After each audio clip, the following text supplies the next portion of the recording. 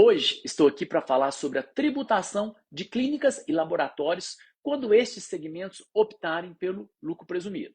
Em um país, pessoal, com um sistema de tributários mais complexo do mundo, a tributação de clínicas e laboratórios requer um acompanhamento fiscal rigoroso e altamente especializado para não colocar esse segmento em risco. Ao falar de tributação pelo lucro presumido, precisamos nos ater a uma prévia limitação de opção, ou seja, não pode optar pelo lucro presumido. O artigo 13 da Lei 9718 de 98 estabelece um teto para faturamento para as empresas que desejam optar pelo lucro presumido. E esse teto é 78 milhões anuais, ou seja, 6 milhões e meio multiplicado pelo número de meses em atividade no ano calendário anterior. Clínicas e laboratórios que se ajustam a esses limites podem recolher tributos pelo lucro presumido. Quais tributos? Imposto de renda, CSL, PIS, COFINS e SSQN. Então, pessoal, é importante se ater a essas informações iniciais para saber se a sua clínica pode ou não optar pelo lucro presumido. Definido isso, vamos falar agora da Lei 9249 de 95, que define a base de cálculo de imposto de renda e CSL. E essa base de cálculo é 32% para prestadores de serviços em geral optantes pelo lucro presumido. No entanto, no campo da saúde, excepciona-se os serviços hospitalares que podem usufruir de uma base de cálculo reduzida, ou seja, 8% para imposto de renda e 12% para CSL. Porém, não é simples assim. É neste ponto que reside a controvérsia. O que são considerados serviços hospitalares para fazerem jus a essa diminuição de base de cálculo? A falta de clareza, pessoal, levou essa questão ao judiciário em diversas oportunidades. Em 2008, a Lei 11.727 tentou solucionar esse dilema, ampliando a definição para incluir serviço de auxílio, diagnóstico e terapia como serviços hospitalares, desde que esses prestadores atendessem às normas da Anvisa.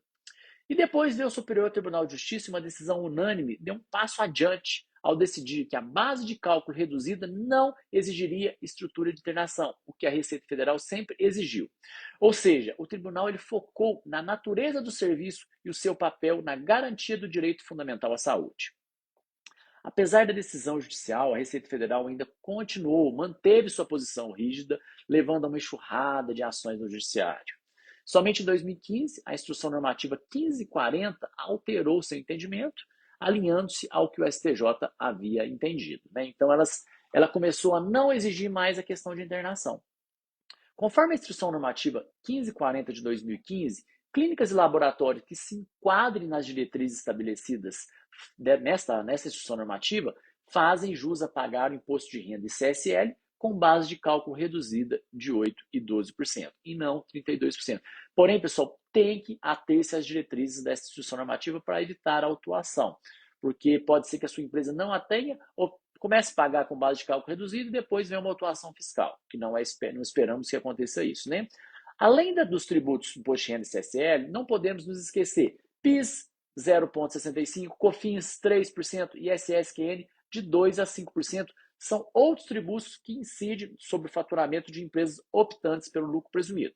Com isso, a carga tributária média das clínicas e laboratórios pode variar de 8,93%, quando a base de cálculo é 8% de imposto de renda e 12% de CSL, e SSQN de 2%, e a 16,33%, quando a base de cálculo é 32%, pessoal, e o ISS 5%, porque o ISS pode variar de 2% a 5%.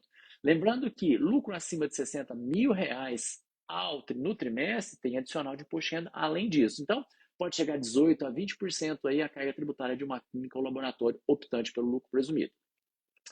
Então, você precisa observar que você pode estar perdendo dinheiro se você não tiver um planejamento tributário. Por isso que vivo falando para os empresários que a falta de clareza na legislação tributária, especialmente na área de saúde, requer um eficiente planejamento tributário e uma contabilidade regular.